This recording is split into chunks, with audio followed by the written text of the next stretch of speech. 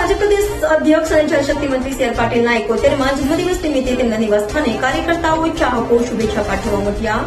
શહેરમાં સેવા કાર્યો શરૂ.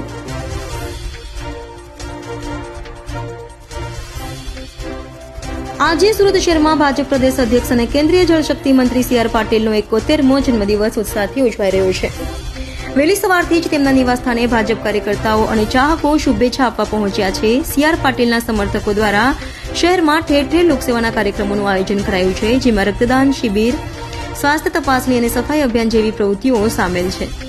પાટીલના નેતૃત્વ અને સમાજ સેવાની ભાવનાને સલામ કરતા કાર્યકર્તાઓએ આ દિવસને ખાસ બનાવવા માટે વિવિધ સેવાકીય કાર્યો હાથ ધર્યા છે.